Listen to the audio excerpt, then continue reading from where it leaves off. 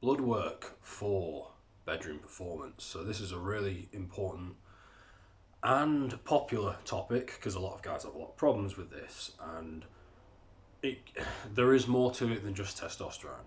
Because there's a lot of guys who'll message me or DM or email or something, and they'll have 5 or 600 tests, or maybe 5 or 6 usually, and they'll say, "But I'm still having issues here. Like I can't maintain an erection, and it's embarrassing and all that."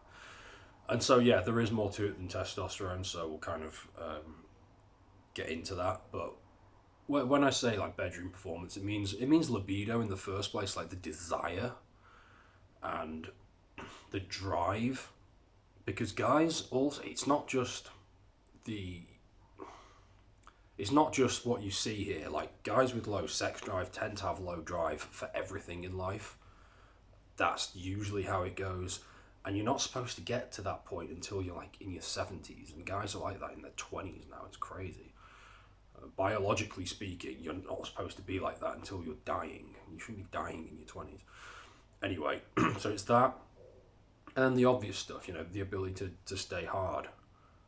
And this is assuming the person you're with you are attracted to, obviously. But there's that. There's. And then there's a big range within that. It's not a binary thing. It's kind of. There's a huge grey area from 0% to 100%. And even 80 to 90% to 100% is game changing when it comes to all that. So that's what it is. That's kind of how I would define it, and how a lot of the questions come in. In terms of the blood work, testosterone, get it to 800 plus, extremely helpful. But there's a lot of guys who are in the 5 to 600 range who are still having problems. If you're really low, if you're at like 200 or 300, that's just going to be too low. Like nothing else matters because you're not going to have enough free T. There's not enough DHT. There's no way you're going to have enough of those hormones if your total's tiny. So you've got to get that up first. But if you're at 5 or 600 and you have all of the other stuff that I'm about to mention, you could have the perfect sex life.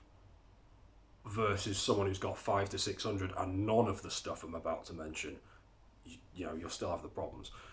So what is the other stuff? The first one, kind of in the chain of events sequence, is prolactin. If the prolactin is high, it tends to mess everything else up. If you've got high prolactin, you've probably not got 600 tests, honestly.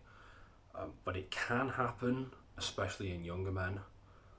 It's rare, but I just thought I'll throw it out there for completion's sake. Prolactin's the first one to look at. DHEA, which is a very important precursor to test.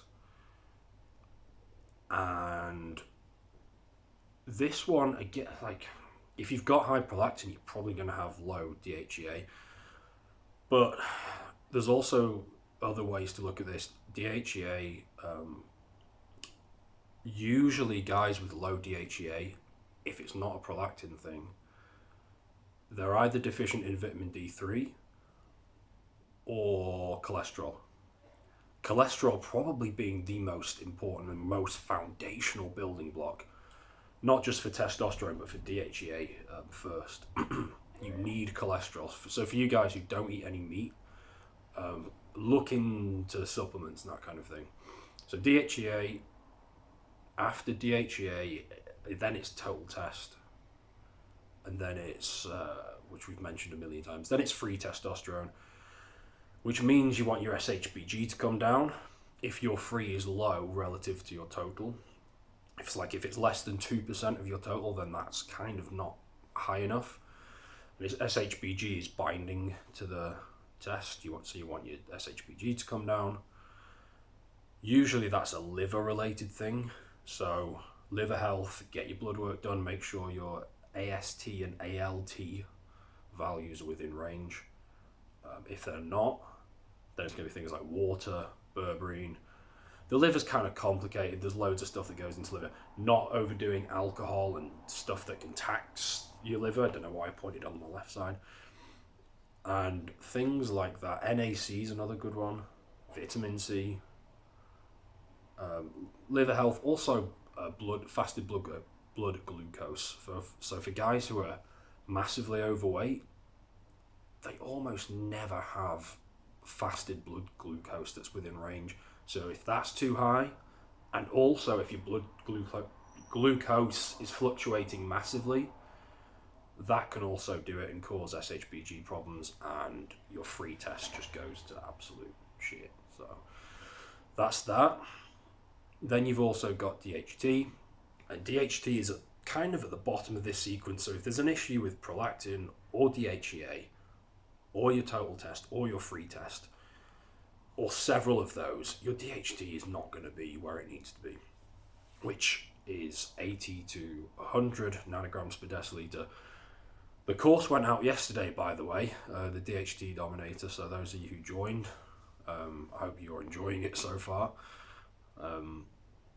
But 80 to 100 nanograms per deciliter is the range. If you are good in all of those other areas and your DHT is the problem, it could be 5-alpha reductase inhibitor foods that are in your diet, so things like soy, seeds,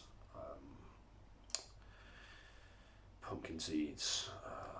Gluten can be one. There's saw palmetto, finasteride being the biggest one of all of them for you hair loss guys.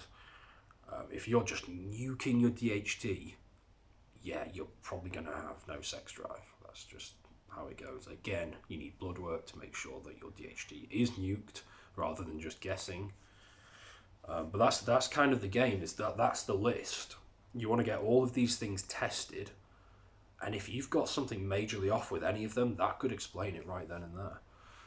And I've kind of given you a few things to look out for there and what to do if you have those issues. But if you wanted to get more detail, I do like a proper blood work analysis of your blood work, like one-to-one, with a written plan and everything. I'll link that below. It's on Gumroad. It's a premium service because I get hundreds of DMs and emails asking me to look at people's blood work, so I couldn't possibly do all of them for free. I would never get anything done, any content like this. But the link's below. Check it out if you want more detailed help, and I'll be glad to help and get you back on track with the libido side of things. Hope you enjoy it, and I'll see you in the next one.